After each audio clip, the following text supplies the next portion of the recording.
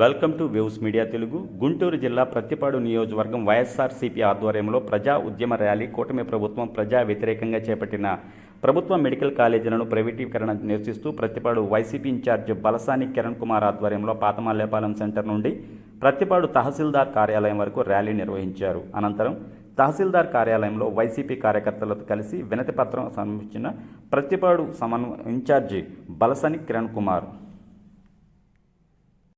చేసుకోవడానికి సేవలు అందుతాయి. అలాగే దాన్ని బేస్ చేసుకొని ఒక మెడికల్ కాలేజ్ బేస్ చేసుకొని ఒక హాస్పిటల్ ఉంటుంది. వైద్యులు ఎవరైతే ఉన్నారో, జూనియర్ అసిస్టెంట్లు ఎవరైతే ఉన్నారో వాళ్ళందరికీ కూడాను ఉపాధి దొరుకుతుంది. అలాగే దానికి తోడు ఆ ఫార్మసీస్ కూడా, దాని అనుబంధ విభాగంగా ఫార్మసీస్ ఉంటాయి, లోపల డెవలప్మెంట్ ఉంటుంది, లోకల్ డెవలప్మెంట్, ఎంతో మందికి ఉపాధి కలిగే విషయాన్ని పక్కన పెట్టేసి ఎంత దారుణం అంటే ఒక్కొక్క దానికి దగ్గర 50 ఎకరాల నుంచి మనకి పైబడి అవసరం ఉంటుంది. మినిమం ఒక మెడికల్ కాలేజ్ దానిలో ఎకరం 100 రూపాయలకి కట్టబెట్టి ఈ యొక్క కూటమి ప్రభుత్వం ఎవరి మెప్పు కోసం, ఎవరిని ఉద్ధరించడానికి, ఎవరిని బాగుపరచడానికి ఈ యొక్క కూటమి ప్రభుత్వం పన్నాగం పడుతుంది. కనీసం సంవత్సరానికి 1000 కోట్లు, సంవత్సరానికి 1000 కోట్లు పెడితే మెడికల్ కాలేజీలు అయిపోతాయి. ఆ 1000 కోట్లు కూడా నువ్వు ఇవ్వాలంటే అది కాదు. అక్కర్లా, నాబార్డు వాళ్ళు ఉన్నారు, వాళ్ళు వచ్చి ఇస్తానని చెప్పారు.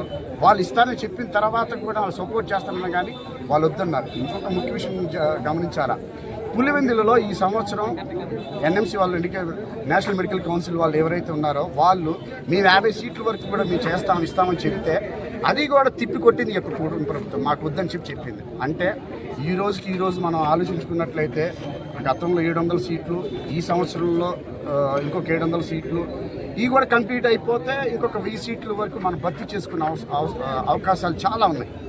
అలాంటిది 2450 సీట్లు రాష్ట్రం మొత్తంలో కూడా మనం పేద విద్యార్థులు కోల్పోయారంటే ఇది ఎంత శోచనీయం. మీరందరూ కూడా అర్థం చేసుకోవాలా. ఇది ఎవరి కోసం ఉన్నటువంటి ప్రభుత్వం? ఇది ధనవంతుల కోసం ఉన్నటువంటి ప్రభుత్వమా, కోటీశ్వరుల కోసం ఉన్నటువంటి ప్రభుత్వమా, లేదనుకుంటే వేరే వాళ్ళకు ఉన్నటువంటి ప్రభుత్వమా? ఇది అసలు పేద ప్రజల గురించి ఆలోచిస్తున్నారా? ఎవరైనా సరే ప్రతి ఇంట్లో పేదవాడికల్లా ఎవరి ఇంట్లో ప్రతి ఇంట్లో అని చెప్పలేము. ఈ రోజుల్లో మినిమం ఒక మెడికల్ ఏదైనా చదువుకోవాలనుకుంటే మటుకు, మెడిసిన్ చదవాలంటే మటుకు మినిమం ఇంట్లో ఒక మోస్తారు ఆర్థికంగా ఉన్న వాళ్ళు కూడా చదివించుకునే పరిస్థితి కోట్లలో వెచ్చించాలి.